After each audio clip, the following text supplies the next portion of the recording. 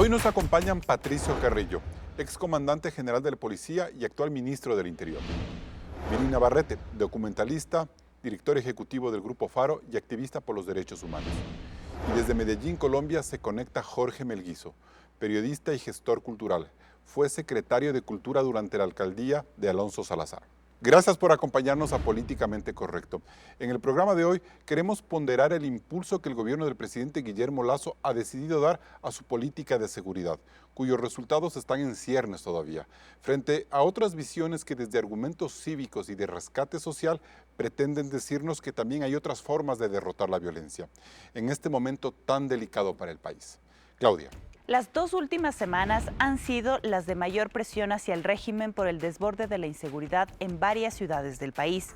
En los primeros 4 meses del año, la tasa de muertes violentas en Ecuador y en especial en zonas como Guayaquil, Durán y San Borondón se disparó en un 78,3% en relación al 2021. Esa violencia es consecuencia del terror vivido en varias cárceles del país. Desde febrero del 2021, más de 500 reos han sido masacrados por el accionar de las bandas delictivas. La guerra del narcotráfico estalló, por eso Guayaquil entró en la lista de las 50 ciudades más peligrosas del mundo, con una tasa de 30 muertes violentas por cada 100.000 habitantes, según un organismo mexicano. En los noticieros y redes sociales se viralizan con rapidez imágenes del drama de toda esta inseguridad, que ya reporta hasta coches bomba. El gobierno dice que esta es una respuesta violenta de las mafias en la lucha contra el narcotráfico, que reporta el récord histórico de más de 260 toneladas de cocaína incautadas desde el 2021. Por eso, en esta guerra el gobierno esboza sus primeras prioridades. Por ejemplo, el plan de incorporar 30.000 agentes a la policía para el combate del crimen. La puesta en vigencia de una ley que garantiza a la policía y Fuerzas Armadas el uso progresivo de la fuerza y que el gobierno, las alcaldías y prefecturas armonicen planes integrales de seguridad. En la visión del régimen también está la cooperación internacional con Estados Unidos, la Unión Europea, Colombia e Israel. En lo que para el presidente Lasso es el futuro Plan Ecuador. Como vemos, en esta primera etapa de contención del crimen organizado prioriza las políticas antidelictivas antes que un enfoque social igual de profundo y urgente. Carlos, comienzas el debate. Gracias, Claudia, por estos primeros datos que nos presentas en la mañana de hoy y le damos la bienvenida al ministro Carrillo. Señor ministro, buenos días. Como dice el ministro de Gobierno Francisco Jiménez, la prioridad del régimen en este momento es fortalecer la capacidad de represión del delito. ¿Esto es así? Buenos días, Carlos. Buenos días, Vili. Un saludo a Jorge y a todas las personas que nos escuchan en esta mañana. La prioridad del gobierno es resolver los problemas que están asociados a la violencia y a la delincuencia que están viviendo los ecuatorianos. Esta violencia y este incremento de una delincuencia masificada puede tener origen en múltiples hechos. Estamos saliendo de una pandemia y el presidente de la República, sensible a la demanda ciudadana ante la sindemia de la violencia, ha tomado algunas decisiones. Decisiones que pasan por mirar primero las dinámicas. Y una dinámica es la dinámica criminal y otra es la dinámica de delincuencia común. Que es social, ¿no es cierto? Que es social. Ya, okay. Para un primer enfoque, indiscutiblemente tenemos que contener estos actos de irracionalidad asociados a terrorismo menor con efectivamente vehículos incendiados en determinados sectores. Y hay que utilizar la fuerza del Estado. Esa fuerza del Estado traducida en la implementación de estrategias territoriales conjuntamente con Fuerzas ministro, Armadas. Lo que nos decía, o sea, las reflexiones que hacíamos en los últimos meses es que en este momento la policía, las Fuerzas Armadas estaban completamente debilitadas, tanto en lo legal como en dotación de recursos, incluso en su ánimo. No se puede hacer nada de lo otro en temas sociales si es que no tenemos una fuerza pública firme que aplique autoridad al menos. Carlos, se puede hacer paralelamente las dos cosas. Por un lado, cohesionarnos como Estado, porque no podemos fraccionarnos como Estado y debilitar las instituciones del Estado. Esa cohesión es la que le estamos trabajando. Por un lado, con una estrategia territorial con las Fuerzas Armadas y Policía Nacional, pero por otro lado con la articulación en los municipios en el eje social, porque el rol fundamental de los municipios es la coordinación, la articulación en temas de prevención y en temas de convivencia pacífica. Entonces, es cierto lo que dijo en un diario esta semana el ministro Jiménez, es decir, que al Estado central le corresponde el manejo de la fuerza, la implementación de la autoridad, combatir el crimen con las armas y a los municipios hacer la política social? Efectivamente, yo creo que el ministro de Gobierno fue claro. Necesitamos desde el Gobierno nacional hacer las acciones de represión jurídica al delito, pero también desde el mismo Estado y desde el mismo Gobierno nacional articular con los gobiernos locales toda la prevención que podamos hacer. Perfecto, gracias señor ministro. Jorge Melguizo, muy buenos días. En Ecuador tenemos la idea de que primero el Estado debe hacer sentir su autoridad contra los delincuentes, incluso usando la fuerza. Luego viene todo lo demás. Yo creo, Carlos, que hay que combinar los enfoques. Como dice el ministro, y estoy de acuerdo con eso, la cohesión del Estado. Ese es fundamental, pero esa cohesión, una frase que él utilizó, me voy a permitir, ministro, parafrasearla, la fuerza del Estado no es solo la fuerza de lo policial y de lo militar. La fuerza del Estado tiene que ser con el conjunto de proyectos sociales, educativos y culturales. Esa es la fórmula que por lo menos en Medellín, en Colombia, hemos venido ensayando en los últimos años y que hasta ahora va dando resultado. Hemos bajado nuestros índices de tasa de muerte violenta en 97%, en una combinación de intervenciones sociales, educativas y culturales, en una combinación de intervención en los territorios más afectados por la violencia, que no son los más violentos, sino los más violentados. Asumir también esto es fundamental. Los territorios donde más hechos de violencia se presentan no son territorios violentos, no son barrios violentos. Medellín no fue durante 20 años la ciudad más violenta del mundo, sino la ciudad más violentada. Asumirnos como víctimas y no como victimarios es asumir que a esos barrios o a las ciudades como Medellín hay que abrazarlas, y ese abrazo es con el conjunto de intervenciones Jorge, del Estado, con toda la fuerza del Estado. ¿Sí? Ahora, pero Jorge, lo que muchos hemos escuchado a lo largo de estos meses muy duros que hemos vivido en Ecuador es que nada del enfoque social o de la recuperación del tejido social se logra si es que primero nos llega la policía y las Fuerzas Armadas a pacificar, a demostrar que hay autoridad, a dividir, como incluso dijo la alcaldesa de Guayaquil, a buenos de malos, y a esos malos meterlos en la cárcel o neutralizarlos. ¿No es ese un primer paso necesario para que luego venga lo otro con más orden? Te lo respondo con un caso específico, Carlos, en Medellín. La Comuna 13 de Medellín vivió eso que llaman jornadas de pacificación en Brasil, que aquí fueron unos operativos militares en el gobierno de Álvaro Uribe Vélez y de la alcaldía de Medellín del 2001 al 2003. 3 operaciones militares que dejaron horror, dolor y todavía hoy poblaciones, muchísimos desaparecidos que no están en el inventario ni de los muertos ni de las víctimas por heridas, están desaparecidos. Sin embargo, nosotros llegamos a gobernar en el 2004, unos meses después de las últimas operaciones de pacificación, de intervenciones militares con mucha fuerza, y lo que hicimos con la alcaldía de Sergio Fajardo y luego con la alcaldía de Alonso Salazar fue proyectos urbanos integrales, es decir, entrar con toda la fuerza del Estado, pero con proyectos urbanos, con proyectos educativos, con proyectos sociales y con proyectos culturales, y evidenciar que la fuerza de la policía y la fuerza de lo militar casi nunca es la respuesta principal.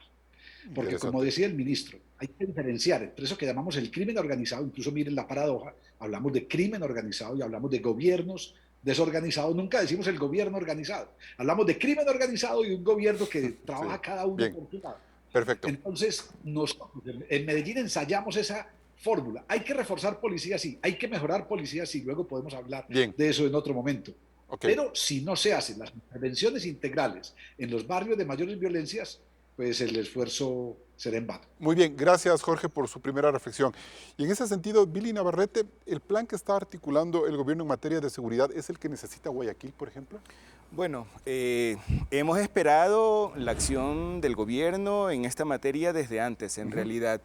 Lo que menos se podría decir es que resulta una respuesta tardía con relación a todo lo que hemos sufrido en Guayaquil en esto. Creería ¿Tarde para Lazo o tarde para Moreno y Lazo o tarde para Correa, Lazo? Tarde para la ciudadanía, porque desde ahí es donde hablamos, los organismos de derechos humanos, que hemos visto un deterioro con relación al derecho que no es una cosa nueva.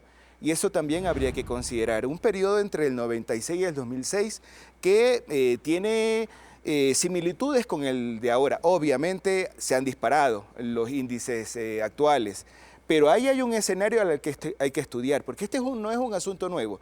Y esto con relación a la ya hubo respuesta... violencia hace 20 años Sí, sí, sí. y hace 10 cuando fue la consulta popular de Correa en la justicia. Recordemos, por ejemplo, todo el episodio de hallazgos de cuerpos en la vía perimetral, que comenzamos a llamarla como perimortal. La vinculación de municipio y Fuerzas Armadas y Policía Nacional, incluso contratando guardias privados para el combate a la delincuencia.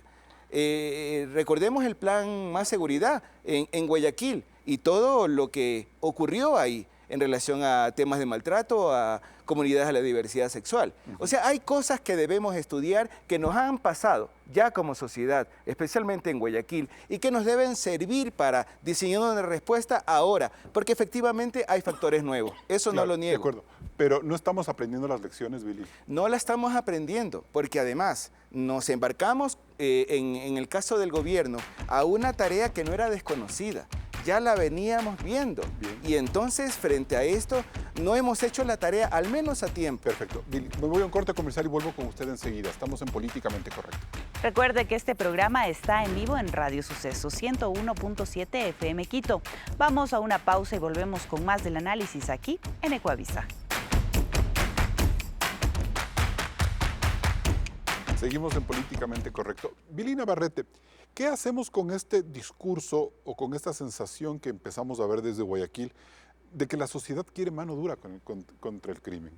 Y de esa sensación que mucha gente lo dice abiertamente y en redes sociales, es que incluso la alcaldesa de Guayaquil puede haberse tomado ese discurso como para plantear como esa estrategia que llega al punto de poner a los criminales en vallas para que los reconozcan o neutralizarlos como la respuesta para aplacar el delito.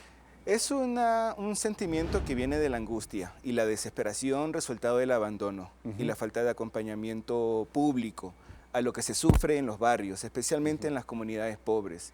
Ahora, cuando vemos que el sicariato vuelve a ser un fenómeno protagónico en la inseguridad...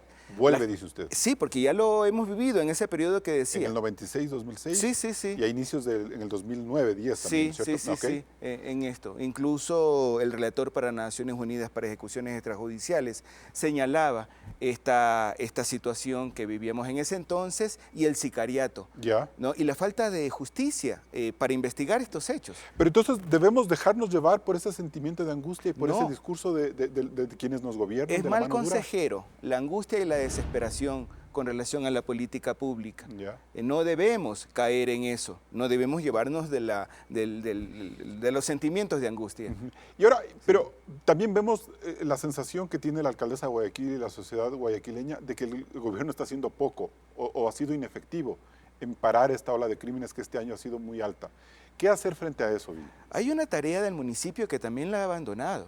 Este trabajo comunitario para la prevención al menos y el acompañamiento que deberían haber tenido las organizaciones comunitarias que ahora están desarmadas. Pero pero sí te dice, estoy rehabilitando a personas que están en adicciones, estoy dándoles bonos. No sé, eso es lo que ella dice, que esa es su política social, una alcaldía humana. El tema de las adicciones con relación a todo el problema comunitario que se vive allá, no existe el trabajo que hay.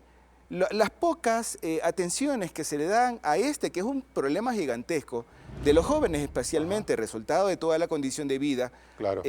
Porque no es una mala conducta en sí. No, pues es el resultado. Ese es un acumulado. Pero se conduce a centros clandestinos para adicciones. Ahora, ¿qué espera usted del gobierno en este momento? En este momento que se está hablando de 30.000 policías, de dinero, de cooperación internacional, etcétera, etcétera. Bueno, lo que creeríamos que cabe es abrir, señor ministro, el diálogo a la sociedad civil, a la academia, a las organizaciones que hemos estado trabajando en comunidades. Vemos muy preocupados toda la expansión rápida de la inseguridad, especialmente para defensoras comunitarias que están siendo amenazadas de muerte incluso. Hay desplazamiento forzoso que se da en Guayaquil. Los locales donde se trabaja y donde se organizan estos trabajos de derechos humanos son baleados. En Monte Sinaí, por ejemplo, los dirigentes son intimidados con la vacuna y extorsión. Gracias, señor ministro. Hay un primer pedido que le hace Billy Navarrete. Bueno, yo creo que tal vez el gobierno no comunica bien lo que se está haciendo en materia de seguridad. pero la visión es una visión enfocada en términos de Naciones Unidas, es una visión humana. Ahora la seguridad tiene una visión humana. Segundo, tiene una visión integral, es decir, ver de manera globalizada los riesgos y las amenazas, y ante esta posibilidad reducir las vulnerabilidades sociales y fortalecer todos aquellos factores de protección. En eso se está trabajando en los encuentros ciudadanos. Yo estoy dirigiendo esa política de seguridad con los municipios. Ayer, esta semana, nos hemos reunido no solamente con los alcaldes del presidente de la República, sino estamos teniendo encuentros en cada territorio. ¿Con qué finalidad?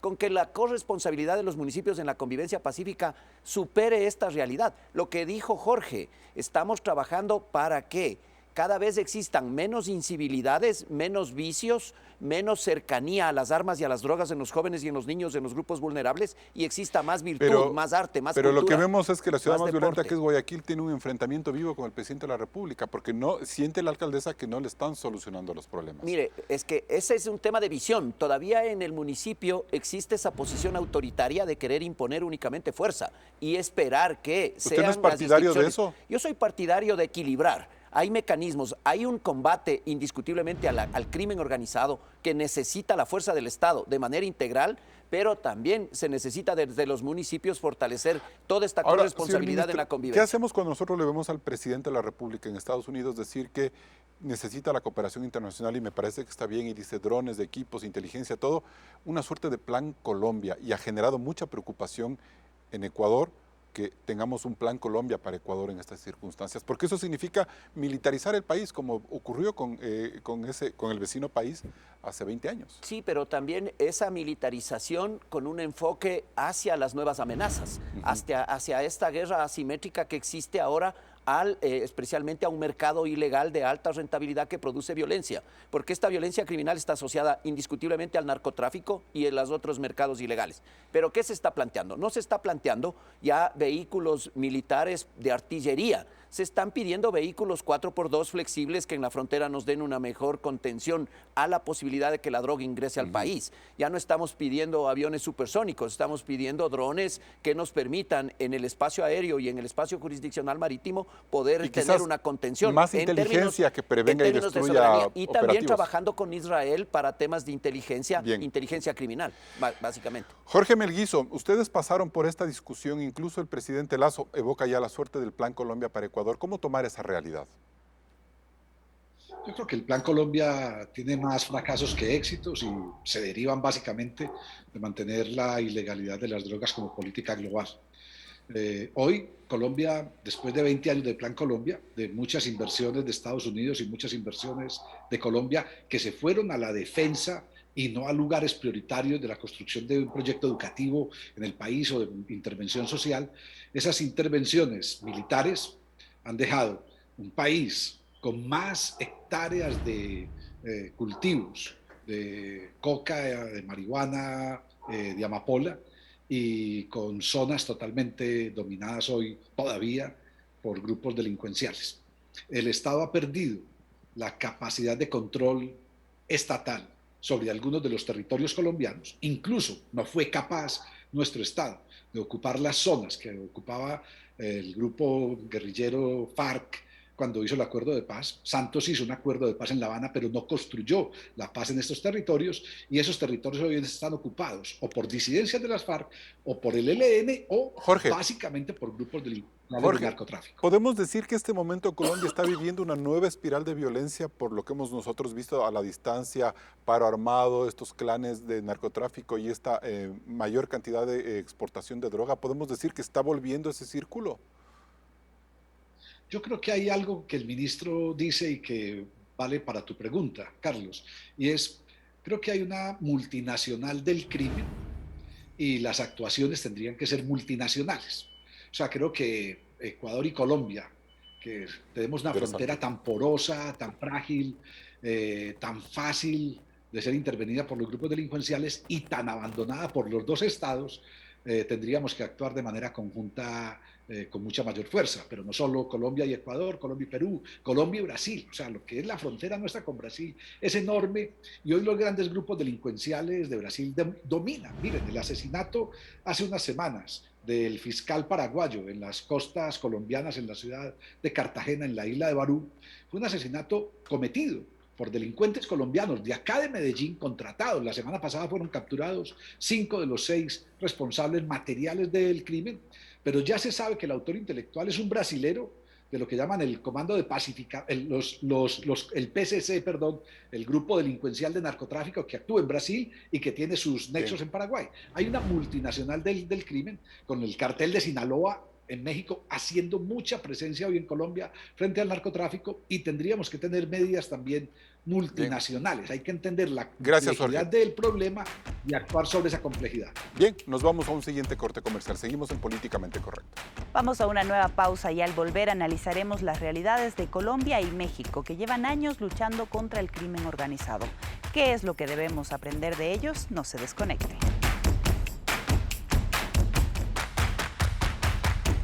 Colombia y México han palpado lo más duro de la inseguridad y la violencia, y de cuyas buenas y malas acciones del Estado ecuatoriano y todos los sectores democráticos debemos tomar nota para lograr una derrota integral al crimen organizado. Veamos. Por ejemplo, está San Javier o Comuna 13 de Medellín, que hace apenas 20 años era el barrio más peligroso del mundo.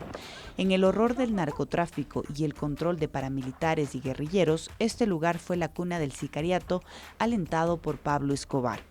Ya con la política de seguridad democrática impulsada por el uribismo, las estrechas calles y escalinatas de la Comuna 13 se convirtieron en el epicentro de una guerra que mató a centenares de personas, muchas en ejecuciones extrajudiciales, y convirtiendo a La Escombrera en la mayor fosa común de Antioquia. Debieron pasar al menos 2 alcaldías que con un profundo enfoque social rescataron a esta zona, dejando de lado las armas y promoviendo espacios de integración cultural, recuperación del espacio público y reactivación productiva.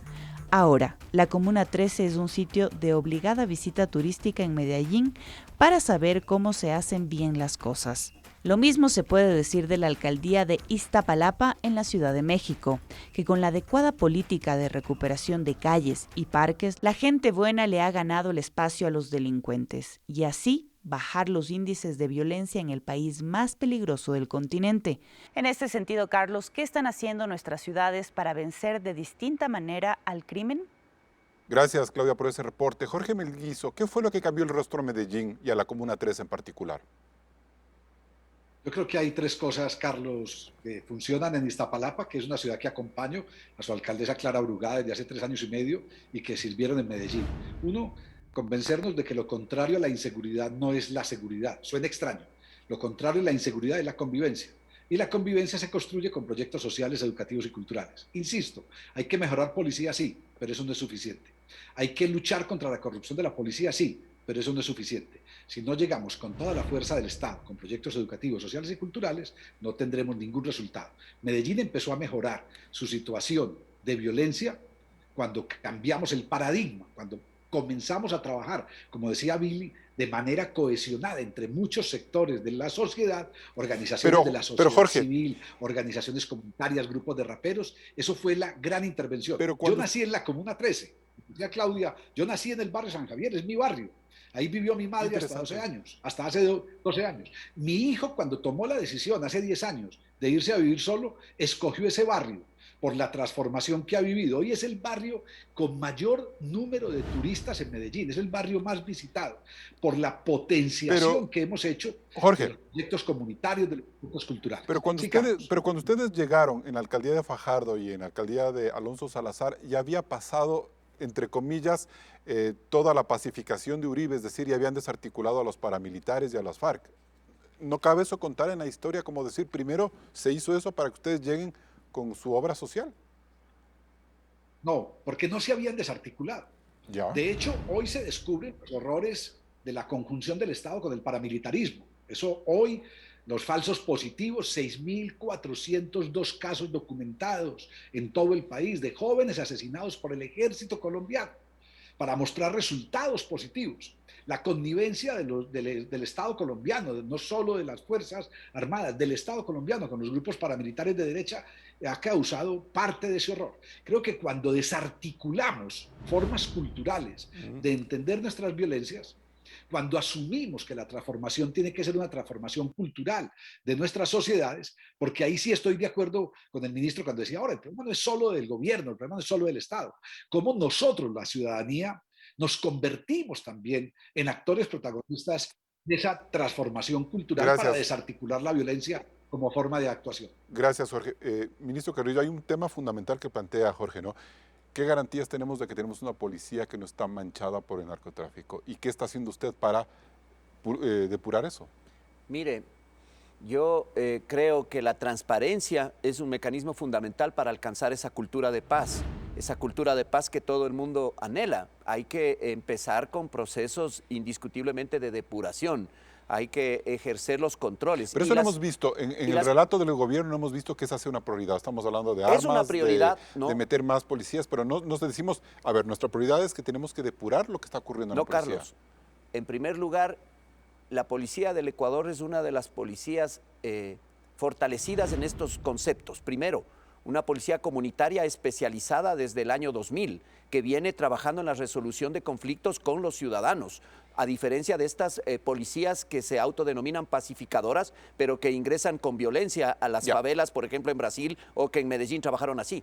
Pero acá es una policía comunitaria, y desde el año 2004, dentro de los objetivos y el plan estratégico de la institución, está la transparencia, la accountability, la rendición de cuentas. Y en ese mecanismo la depuración es constante y permanente. Nosotros somos una de las pocas instituciones en la región que tiene controles poligráficos para el crecimiento de los policías en las jerarquías. Pero los Estados Unidos pusieron el dedo en la llaga cuando hablaron de narcogenerales. Indiscutiblemente, pero están premiados por el no es a la Policía Nacional. Es un tema de jerarquías indiscutiblemente dentro de... Son individuos, pero yo le puedo garantizar que la Policía Nacional hace un trabajo permanente de depuración.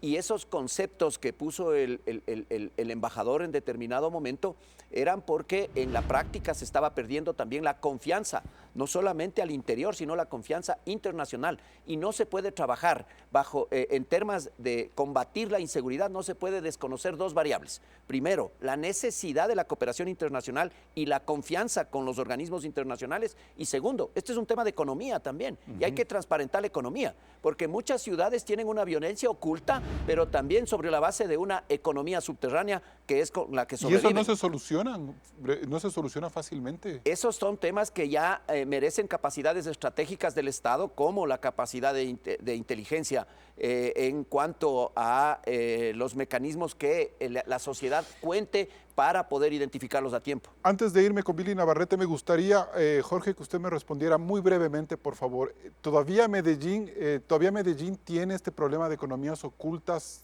que no permiten una pacificación o una transparencia total de la ciudad? Sí, todavía, pero además se maneja. Uno, las economías ilegales, todavía hay narcotráfico, todavía hay economías ocultas, pero hoy la situación es más compleja porque hay muchas economías legales que están en función de la ilegalidad. Las extorsiones de las bandas delincuenciales a las tiendas de barrios y otros hacen parte de ese otro negocio ilegal con economías legales. Perfecto, bien. Billy Navarrete, entonces hay que reflexionar, no sé, si sobre los 30 años de alcaldías socialcristianas a la hora de entender la violencia en la ciudad con las reflexiones que ha hecho Jorge y los cambios que se han logrado allá. Sin duda. ¿No tenemos cambios, barrios ejemplares en Guayaquil como los de la Comuna 13 como para decir, ahí se hizo bien las cosas? No, lastimosamente no tenemos a la mano esos ejemplos de buenas prácticas. En realidad vemos una total desconexión entre, digamos, la política oficial y la vida en comunidades. Quisiera ahí contrastar un poquito con lo que ha dicho el señor ministro a propósito del tema de la transparencia. Creo que ese es un tema fundamental y ahí aplaudimos de pie cuando hay, digamos, confesión de incapacidades o de limitaciones para, digamos, llegar a lo que hemos ofrecido. Me refiero concretamente que necesitamos una policía que sea, digamos, efectiva. No dudamos de su profesionalismo, sin duda, pero hay un elemento que sí nos preocupa en relación a la, por ejemplo, poca capacidad y atribución que tiene el Departamento de Asuntos Internos, de la Policía y de las Fuerzas Armadas. Creo que ese eslabón debería ser súper vigoroso. ¿En qué sentido? Porque es el que se encarga de examinar los procedimientos al interior de la institución, cuando existen malos elementos. O sea, ¿usted cree que hay un cabo suelto todavía? Absolutamente, o al menos que hay que fortalecer. Diría que lo pongamos al mismo nivel y a las mismas atribuciones que antinarcóticos. Por ejemplo, con esa capacidad de tener un corazón vigoroso y un espíritu de cuerpo transparente, que podamos decir, aquí se están haciendo... Hay que hacer énfasis en esa depuración interna, desde en esa dentro. interna, ¿okay? Y otro elemento que ha hecho alusión el ministro es a propósito del rol de la policía comunitaria. Inicialmente, hace poco, fue fortalecida y aplaudimos esa vigorosa, digamos, presencia de la policía comunitaria con esas instituciones en esos edificios que están en comunidades que antes no existía.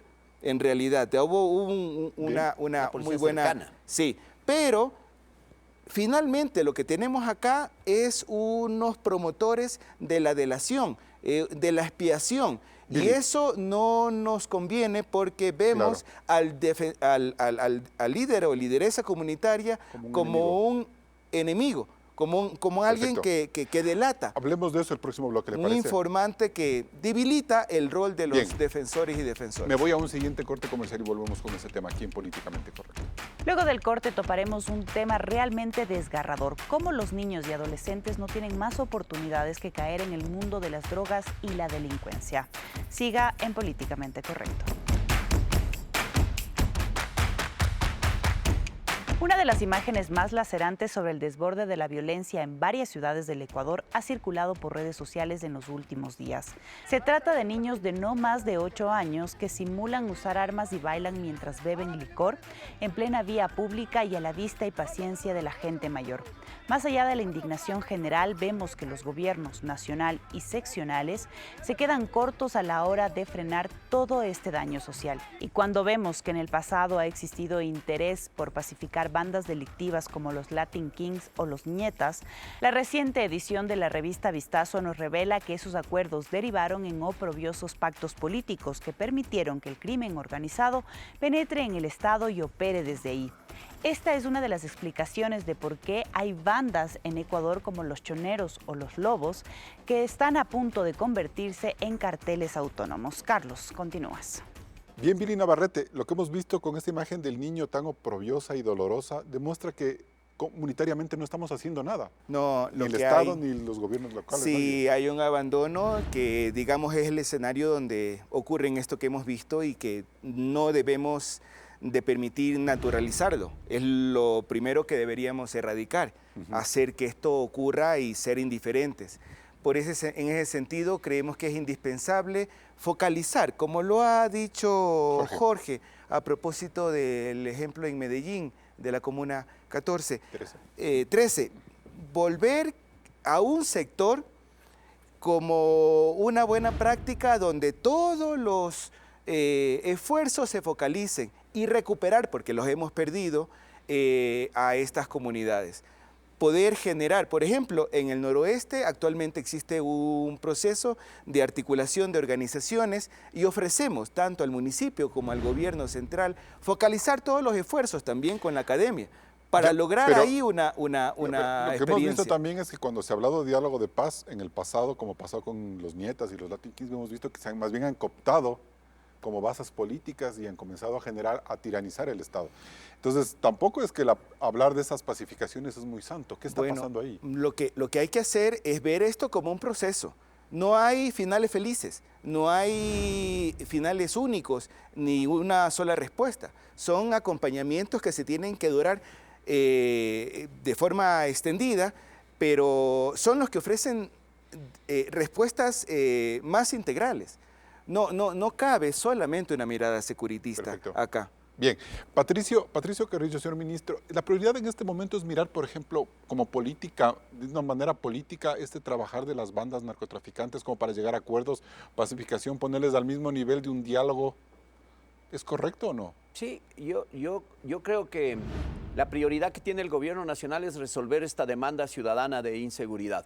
Y parte pasa por la acción que hagan los municipios a través del alineamiento con los planes. Y dentro de los planes de prevención que deben tener cada uno de los cantones está justamente el actuar con con estos programas de acompañamiento sostenidos presupuestariamente y sostenidos educativamente. Las juntas de protección cantonales deben materializarse y deben atender a los grupos vulnerables como estos niños lastimosamente en condiciones de vulnerabilidad. Rescatar a estos niños y darles, porque dentro de las políticas de seguridad está también la educación. Miren el perfil de los jóvenes que están perdiendo la vida ahora por acceso a las drogas y por acceso a las armas. Miren el perfil de la mayoría de la población carcelaria. Son jóvenes que fueron descartados, excluidos del sistema educativo hace 15 y 20 años. Eso en el largo plazo tenemos que resolverlo con una adecuada planificación. Todos las muertes violentas que se han dado, por ejemplo, en Guayaquil, tipo sicariato, las víctimas es porque están inmiscuidas en la guerra, en las mafias del narcotráfico. Mire, esa puede ser la primera conclusión que el primer patrón de comportamiento que nosotros miramos son jóvenes excluidos. No terminaron en muchos casos la primaria, no terminaron en muchos casos la secundaria y en un mínimo son gente que terminó el bachillerato. Ese nivel de exclusión, esa antipolítica educativa es la que tenemos que también resolverlo desde lo social. Pero esa es a la gente que han matado en las calles. Esa es la mayoría de gente y es gente que indiscutiblemente es luego cooptada y asociada en las periferias, en las organizaciones pandilleras, en las organizaciones de violencia juvenil que luego se transforman en parte de las organizaciones criminales. O sea, la muerte sigue siendo selectiva en este caso, esa violencia tan fea. Yo creo que la violencia criminal que estamos mirando nosotros en lugares de mayor concentración están asociadas indiscutiblemente al mercado ilegal del narcotráfico. Bien, gracias. Jorge Melguizo, ¿qué medidas urgentes cree usted que se requieren en Guayaquil, por ejemplo, y en el resto del país para evitar ver a estos niños destrozando su futuro? Yo creo que hay, te hago un par de sugerencias y perdón lo específico. Hay una presentación que les envié Carlos antes de este programa de Todo Laberinto se sale por arriba, una serie de lecciones aprendidas en Medellín sobre esto. Dos, yo creo que hay que entender la complejidad del problema y como decía Billy, reunir a todos los actores posibles en la conjunción en la construcción de las propuestas. Medellín se convirtió en un laboratorio urbano, social, educativo y cultural en esa búsqueda desesperada de respuestas. Y tres, lo que decía el ministro en positivo, y es, si hay una población vulnerable, eso lo sabemos, porque es la que menos acceso ha tenido a las oportunidades, pues hay que hay que ampliar la puerta a las oportunidades de nuestra sociedad para esa población. Hoy los jóvenes, niños y jóvenes, entienden que la puerta de la delincuencia está abierta permanentemente, pero que en cambio la puerta de las oportunidades educativas, culturales, de empleo, en fin, están cerradas o casi cerradas en nuestra sociedad. Y ahí necesitamos que se entienda que estos son asuntos en los que tenemos que trabajar colectivamente, gobiernos de todos los niveles, empresarios privados, organizaciones comunitarias, universidades, todos conjuntos. Medellín comenzó a intervenir el fracaso colectivo que éramos cuando asumimos que este era un desafío colectivo como sociedad y cuando convertimos esto en espacios de conversaciones múltiples que nos llevaron a la búsqueda de soluciones y en muchas fracasamos. En un laboratorio se fracasa permanentemente, pero muchas dieron resultado y eso es lo que tenemos hoy, Jorge. 97% menos de tasa de homicidio. Y tres cosas muy rápidas, Carlos. Como decía Billy, esto es de paciencia, esto no es de... ¿Cuánto tiempo les tomó, Jorge? ¿Cuánto tiempo les cambió cambiar? ¿Cuánto tiempo les tomó cambiar? Tres respuestas, 30 años, ¿ya? 7 años y hoy todavía, 30 años porque los resultados nuestros se dan en los últimos 30 años, de marcar una tendencia hacia la disminución de las violencias. 2, 7, 8 años de 2 gobiernos municipales con mucha fuerza en esta construcción de lo público como una posibilidad de derechos y de oportunidades. Y 3, hoy sigue siendo un desafío permanente porque el desafío de la criminalidad no cesa. Y Medellín hoy no es un paraíso, no es una isla en medio de este país y de este continente en conflicto. Perfecto, bien. Me voy a un siguiente corte comercial. Seguimos en Políticamente Correcto.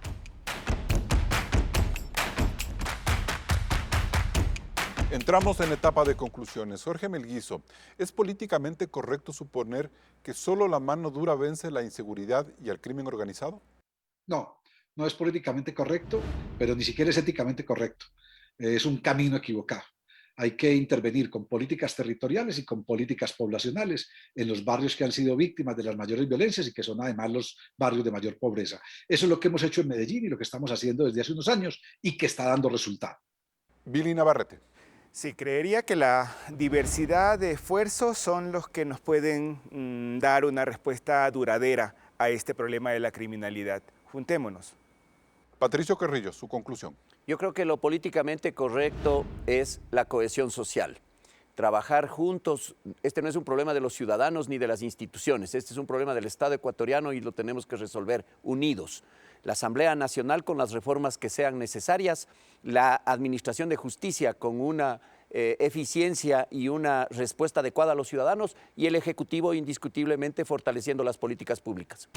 Y bien, la fórmula y la ruta para combatir la delincuencia no están del todo claras en el Ecuador. El gobierno considera que este es el momento de fortalecer con recursos y leyes el trabajo de la fuerza pública, lo cual no suena descabellado. Pero hoy hemos visto que para recuperar el tejido social de las zonas más vulnerables del país y pacificar sus calles, se necesita mucho más que armas y represión. El enfoque social todavía suena a una quimera en un país que poco a poco siente que el narcotráfico se lo toma todo. No podemos perder la esperanza nacional, pero tampoco podemos dejar de evaluar cada una de las acciones que nuestras autoridades aplican, pues millones de niños y jóvenes dependen de ellas. Ojalá en el gobierno y en alcaldías como la de Guayaquil exista la grandeza de reconocer sus errores y trabajar con amor y creatividad a la hora de buscar la paz y recuperar los sueños. Ejemplos como los de Medellín sí existen. Hasta el próximo programa. Así cerramos este debate de Políticamente Correcto. Recuerde que puede visitar el micrositio en ecuavisa.com. Nos vemos el próximo domingo.